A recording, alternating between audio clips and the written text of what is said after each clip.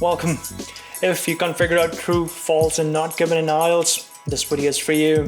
There's a lot of us who struggle with figuring out what the statement means, if it's true or not, and then comparing that information to the passage.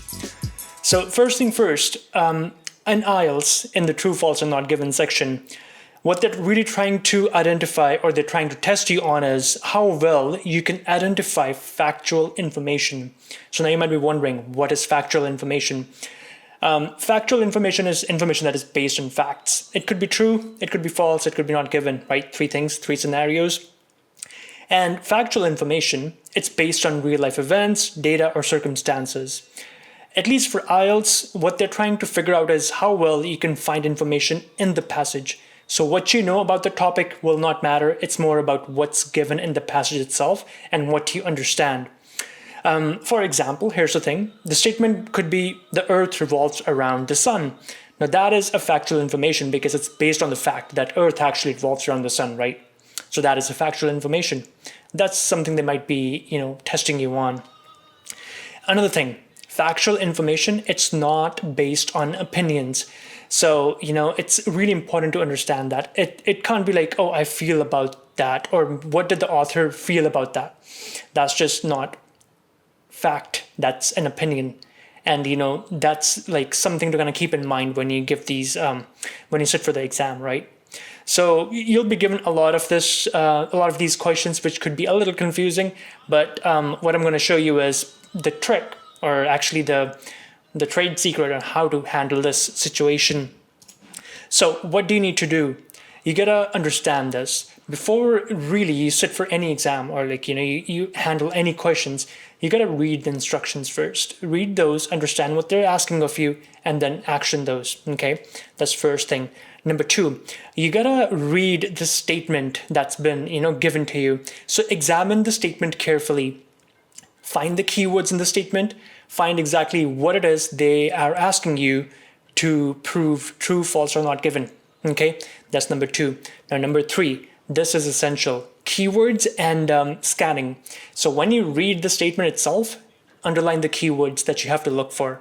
Now, once you have the keywords that you need to look for, start scanning the passage. Go paragraph to paragraph. Look where that, keyword might fall. Do this quickly. You want to be fast with this. So here, it'll help you if you practice scanning on your own time so that, you develop that skill. And it'll help you in not just IELTS, but in life itself when you have to read through a lot of stuff. So it helps. Now, next step. Once you skim and scan and you find the information, you find the passage, the paragraph where the information is located, read carefully. Slow down. Now read carefully what the passage says, okay?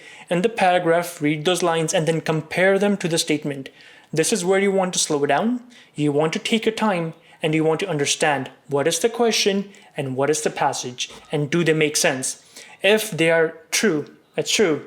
If the passage is not the same as the question, it's false. If the information you can't find it in there, it's not given. So keep that in mind, okay? So really focusing on comparison is the key here, and there you want to slow down. So keep that in mind.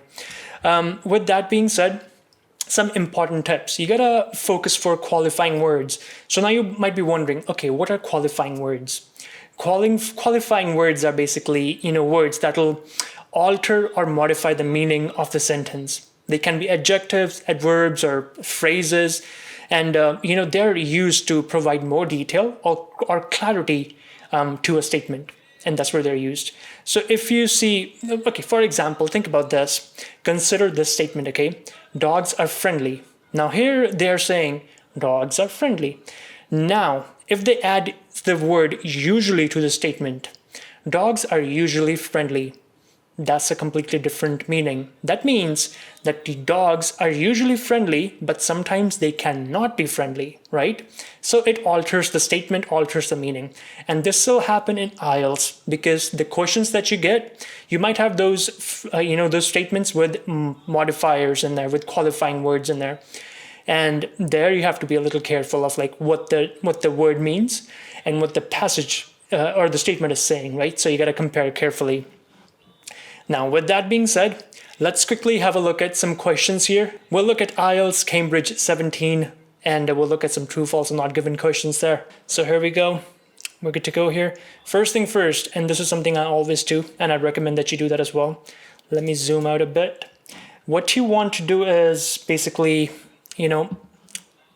label these or number these paragraphs, because right now it's just paragraphs, right? So we don't know where exactly this is. So that's paragraph 1, paragraph 2.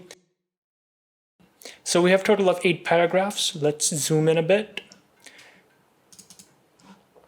Now, first of all, you want to read the information. So you should spend about 20 minutes on questions 1 to 13 based on reading passage 1 below. Try to finish it sooner, so you have your strategies for timing, so we'll go with that. So the title is The Development of the London Underground Railway. Now, something you want to keep in mind, if you see any words in here and you think of picking those as keywords, don't. They'll be bad keywords, because then they'll be like anywhere in the passage, so it doesn't help. Now let's quickly go into the questions. Instructions. Do the following statements agree with the information in the reading passage 1? Like, do they? That's what we have to figure out. In boxes 7 to 13 on your answer sheet, write true, false, not given if the statement agrees with the information, if statement contradicts with the information, and if there is no information on this. Okay, so that's what we have to do. We know what we have to do. Now let's quickly look at the first question, or the 7th one here. Other countries had built underground railways before the Metropolitan line opened. Okay, some keywords here. First of all, Metropolitan line, that's like what we have to look for. We have to look for other countries, and we have to look for the word opened. Okay, so let's quickly scroll up and let's see where we might see this word. Okay, I see Metropolitan Railway right there. Anywhere else do I see Metropolitan? Let's start from the top here. Nothing there. Nothing here. And 2 groups merged and established the Metropolitan Railway Company in August 1854. Okay, so there's that. Anything about other countries here? Or what does this passage say? So what we'll do is we'll first read the first 2 lines and the last 2 sentences again, right? So 2 groups merged and established a Metropolitan Railway. So this is about establishment. Okay, we are somewhat close to what they're asking, but I don't know if the answer is in here, because they're talking about distances and stuff. Okay, let's look further down. In paragraph 4, the GW are aware that the new line could enable then run trains. Nope, nothing there. Originally scheduled to be completed in 20 months. The construction of the underline took 3 years. Yada, yada. Okay, so nothing there. Now let's look at paragraph 5. The Metropolitan line, okay, we find it there, which opened on 10 January 1863, was the world's first underground railway. Boom, we have our answer. Okay, here in the passage, they're saying Metropolitan line was the world's first underground railway. Something to keep in mind, do you see this word here, first? They could have written as first, but they didn't. They wrote it as first because it's harder to find that way. Now, when we look into the question, it says, other countries had built underground railways before the Metropolitan line opened. Boom, that's false. Because Metropolitan line was the first one in the world, right? So there you go. You found your answer that way. So sometimes you just have to look for the synonyms of what they might be asking in the question itself. In the question, it was about other countries, but in the passage, they mentioned Metropolitan line was the first. So that's how they'll trick you. And we found the answer there. Now let's look at question number 2. More people than predicted traveled on the Metropolitan line on the first day. So we are looking for Metropolitan line, and we are looking for first day, and we are looking for people. Is this information given or not? So, since we found the answer for the 7th question on the 5th paragraph, let's look the one below. Okay, or actually, let's even start here because we see passengers here right there. So, on its first day, we find our first day keyword there. Almost 40,000 passengers were carried between Paddington and Farringdon. The journey took about 18 minutes. By the end of Metropolitan's first year of operation, 9.5 million journeys had been made. Okay, there's no mentioning about if they were expecting 40,000 people, less people, or more people. Nothing, at least in this paragraph. Let's quickly scroll down a bit and see if we find something there. Even as the Metropolitan began operation, the first extensions of the line were being authorized. This is totally going in a different direction. And because in this paragraph, they were talking about what happened on the first day. Here, they're talking about extensions being made to the Metropolitan line. So this is completely going off topic. And just to save you some time, if you can find the answer like where it's supposed to be, it's probably not given. So read the question once again. More people than predicted traveled on the Metropolitan line on the first day. Up in the passage, it mentions only 40,000 people did. So it's not given. We don't know, like if it was more, less, or where they were expecting that. So that's going to be not given. Simple as that, because they didn't give you that information. They did not tell you what the people from Metropolitan line were expecting for the first day when it comes to passengers. So can I keep that in mind? Now let's look at question number 9. The use of ventilation shafts failed to prevent pollution in the tunnels. Okay, keywords: ventilation shaft, okay, use, pollution, and tunnels. 3 keywords that we have to look for, scan for. Let's quickly scroll up. Since we are on the 5th one, we'll just scroll down to 6 because the answer will be in order. So let's have a look here. Even as the Metropolitan began operations, the first extensions of line were being authorized. Okay, nothing about there. Then if you don't see something in the first sentence, jump to the last one, okay? Because you want to scan these 2 sentences first. If you don't see something there, that's when you want to jump into the middle of the things, right? Okay, so I see smoke and fumes, ventilation shaft right there. That's the keyword there. Were added to the tunnels. Okay, we found our keywords. Good. Now we slowly read what it says. Okay. However, smokes and fumes remained a problem even though ventilation shafts were added to the tunnels. Okay, so there was some sort of a problem in the tunnels. They added ventilation shafts. They still have that problem, right? So let's quickly read a sentence above it. Instead, the line used specifically designed locomotives that are fitted with water tanks and steam which could be condensed. Okay, so here they're talking about the problem and how ventilation shafts did not solve the problem. And the question is, the use of ventilation shafts failed to prevent pollution in the tunnels. And that is true.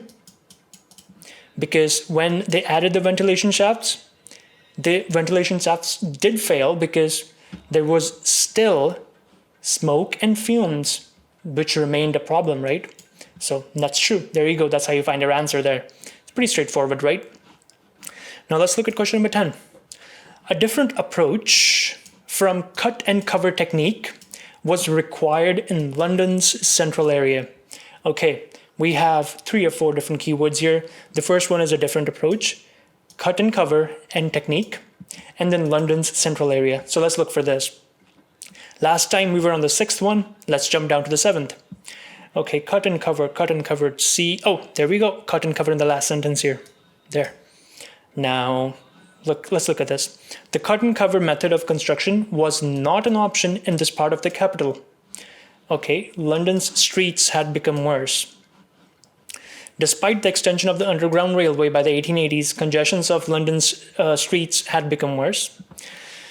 The problem was partly that the existing underground lines formed a circuit around the center of London and extended to the suburbs, but did not cross the capital's center. The cut and cover method of construction was not an option. Okay, in this part of the capital, the only alternative was tunnel deep underground. Okay, we have our answer in paragraph number 7. So in the question, they say a different approach is needed from the cut and cover technique, right? And here they say, yep, the cut and cover method of construction was not an option. Hence, the alternative was to tunnel deep underground. So this answer is true. So number 10 is true again. And if you really compare this information from the sentence to the passage, from the question, they're talking about the same thing, but in a different perspective. Here, they're saying cut and cover technique didn't work out and they needed something different. And in the passage, they're saying that cut and cover was not an option, synonyms, just change of words, and then they talk about an alternative. There you go. That's how you find your answer there. Now, number 11. The windows on City and South London trains were at eye level.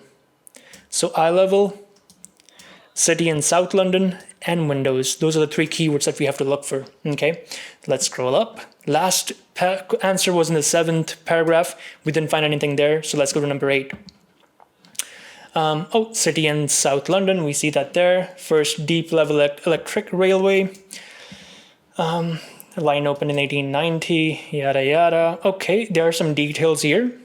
The trains were made up of 3 carriages and driven by electric engines. Okay, the carriages were narrow and had tiny windows just below the roof because it was thought that passengers would not want to look out of the tunnel walls. We have our answer. Here they're saying that the windows were small, tiny windows, and they were below the roof, just below the roof.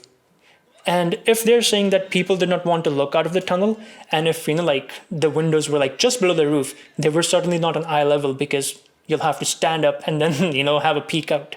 You couldn't do that. And in the question it says the windows on City and South London trains were at eye level. That's false. There you go. It's opposite of what is given in the passage, so it's false. Number 12. The City and South London Railway was a financial success. Now, let's look for this. We have to look for financial success, City and South London Railway. 2 keywords. We are on the last paragraph anyway, so the answer will be just below there. Okay. The line was not without its problems, mainly caused by yada yada. Okay, although City was a great technical achievement, South London Railway was a great technical achievement, it did not make a profit. It was not profitable. Here it says was a financial success. See, here's the thing. For something to be a financial success, it needs to make a profit. But the City and South London Railway did not make a profit. It was not a financial success. So that's false. There you go. You found your answer there. Trains on the Twopenny Tube nearly always ran on time. So trains, Twopenny Tube, always ran on time. That's what we have to look for. Let's have a look. Okay, I see Twopenny Tube right there. Then in 1900, the Central London Railway, known as the Twopenny Tube, began operations using new electric locomotives. It was very popular, and soon afterwards, new railways and extensions were added to the growing tube network. By 1907, the head of yada yada. Okay, we did not find this information in there, so it's not given. They don't talk about them being on time at all. So there you go. That's how you solve true, false, not given. Remember the trick, read the instructions, then slowly make your way through all the instructions given in the video before, okay? So you want to keep that in mind and slow down when you're comparing information. You want to be fast when you're skimming and scanning, slow when comparing, because you have to understand what the passage says. So keep this in mind. I hope this exercise helps you understand what you have to do. And if you have any questions, drop them in the comments. More than happy to help you out. Good luck with your exam. I'll see you in the next video.